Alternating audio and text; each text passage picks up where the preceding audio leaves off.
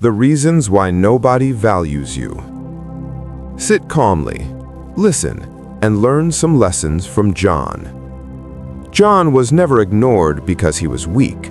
He was ignored because he was always there, always answering, always agreeing, always available.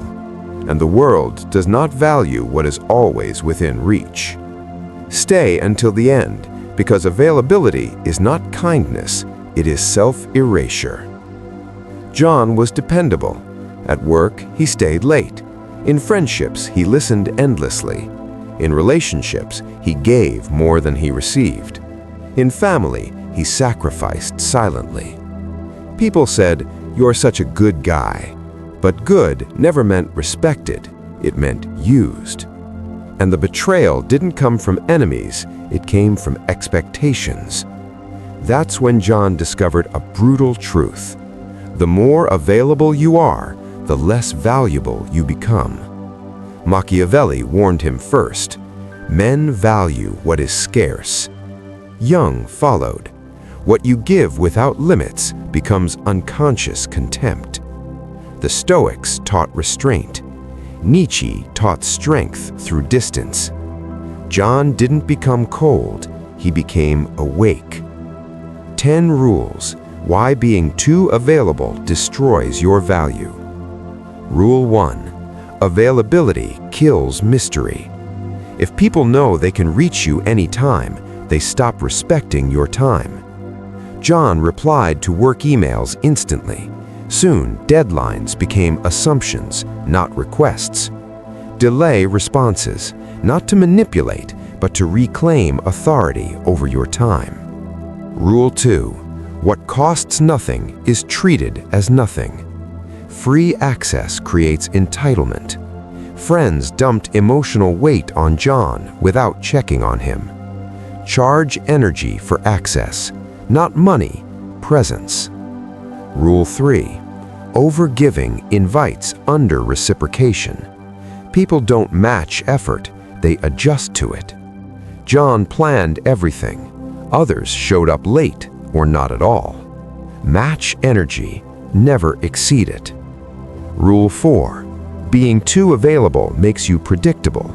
Predictability invites manipulation.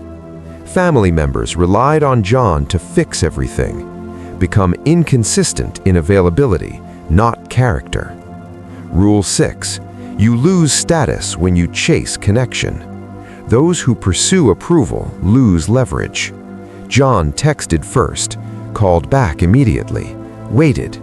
Stop initiating everything. Observe who notices the absence. Rule 7. Emotional availability without discipline backfires. Oversharing invites emotional exploitation. John vented at work. It spread, quietly, strategically. Share selectively. Silence is protection. Rule 8. The world rewards those who can walk away. Power belongs to those who don't need to stay. When John stopped attending every gathering, people suddenly reached out. Remove yourself occasionally. Let absence recalibrate value. Rule 9. You teach people how to treat you. Tolerance trains disrespect. John laughed off insults. They escalated. Correct once, withdraw if repeated. Rule 10. Self-respect is scarcity in human form. People sense when you abandon yourself. John lived for others' comfort. No one protected his. Choose yourself without apology. John changed. He stopped explaining, stopped responding immediately, stopped overgiving. Some people left. Good. They weren't connected to him. They were connected to his availability. Drop these in the comment section. My time is valuable. I am not always available. Respect follows boundaries. Your mind listens to what you declare. The world does not reward those who are always there. It rewards those who are disciplined enough to withdraw. Availability without self-respect is submission. Distance creates gravity. If you are always accessible, you are never chosen. Just say the next move. The moment John stopped being available, the world reacted. Not with concern, with confusion. Messages slowed, invitations paused, silence crept in. And for the first time in John's life, John realized something terrifying. Most connections were held together by his effort alone. At first, the silence felt wrong. Guilt whispered, "You're being selfish." Fear whispered, "They'll forget you." But Stoicism had already planted a seed. You suffer not from events, but from your judgments about them. John stayed still. No chasing, no explanations, just observation. Some people tested him. They sent vague messages, passive comments, jokes that carried resentment. Others tried guilt. "You've changed. You're distant. You used to care." John didn't argue, because Jung warned him, people don't react to your boundaries, they react to the loss of control. And the reactions told him everything. At work, something unexpected happened. Without John staying late, others were forced to step up. Meetings became shorter. Requests became respectful. Not because John demanded it, but because his absence exposed dependency. Machiavelli would have smiled. Scarcity rearranges hierarchy. In friendships, the noise faded. No more constant venting, no more emotional dumping. Only two people checked in genuinely. The rest vanished. John didn't feel anger, he felt clarity. Not everyone deserves proximity.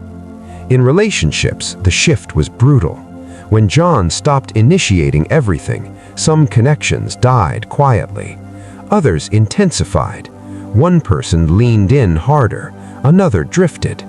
Nietzsche echoed in his mind, "What falls away was never built on strength." John no longer chased affection, he allowed it to come or leave. Family was the hardest. Expectations don't ask permission. When John said, "Not this time," disappointment surfaced. Silence followed. Then respect. Not warmth, not praise, respect. Because boundaries teach adults what words never can. One night, John noticed something subtle. No anxiety when the phone stayed silent. No urge to explain himself. No fear of being forgotten. He felt grounded, present, unmovable. Jung would call this integration. Stoics would call it mastery. John called it peace. Withdrawal doesn't punish others, it reveals truth. Who reaches out with intention? Who disappears without access? Who respected you and who needed you? Being too available hid reality.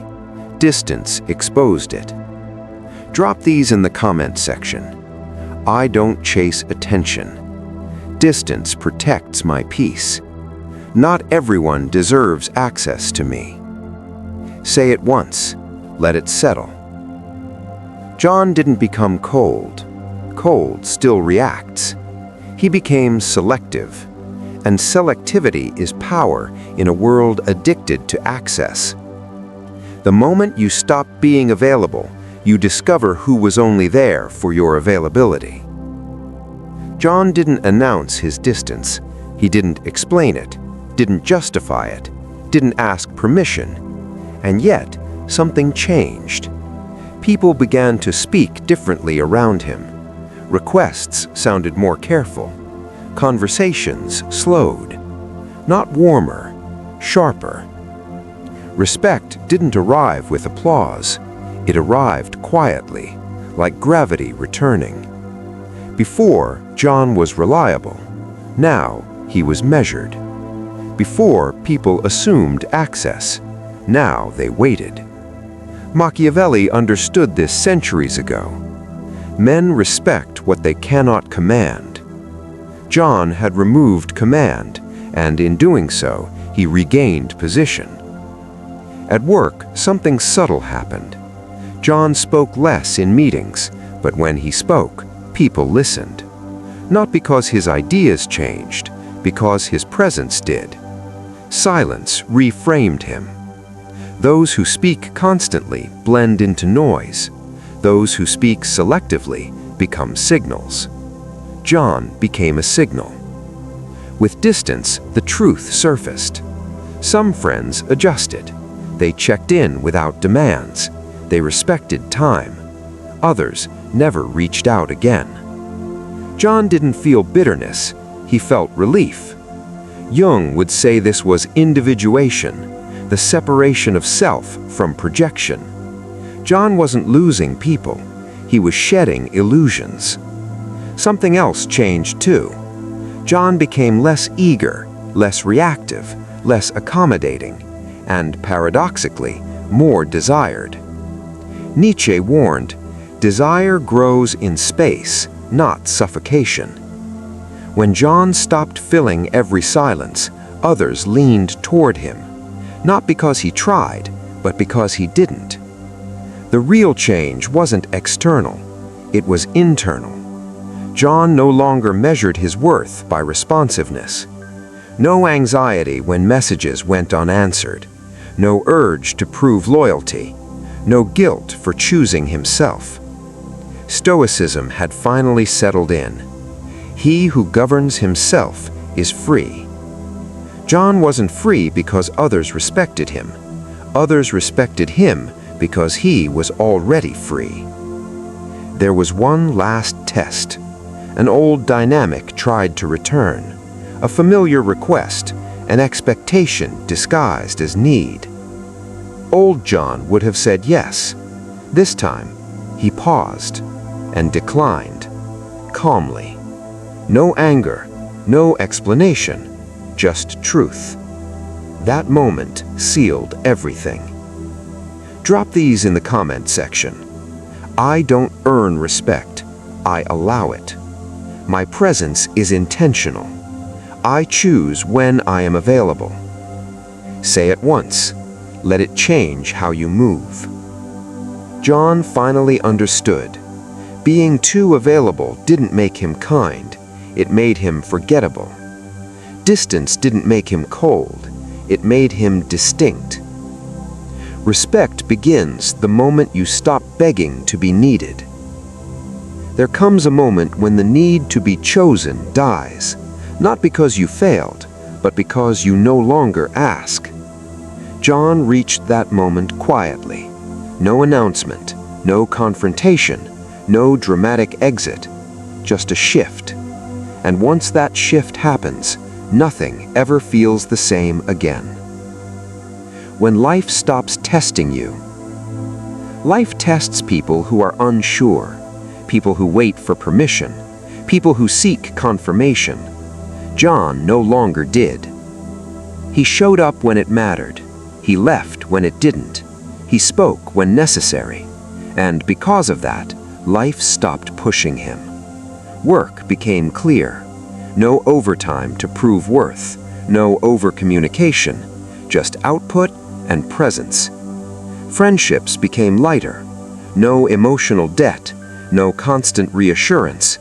Just mutual respect or distance. Relationships changed the most. John no longer chased connection. He allowed connection, and only those capable of meeting him stayed. John didn't harden. Hard men still react. He didn't isolate. Isolation still fears loss. He became self-contained, complete without applause, stable without validation, calm without certainty. Nietzsche would have recognized this state, a man no longer shaped by the crowd. Yes, he lost people, but he lost them at the right time, when need was gone, when clarity was present, when self-respect was non-negotiable.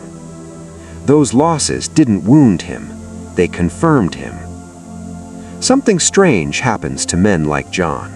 They're not worshipped, they're not chased loudly, they are considered carefully. People think before approaching, measure words, respect time. Not because John demands it, because his presence demands it. Drop these in the comments section. I choose when I give access.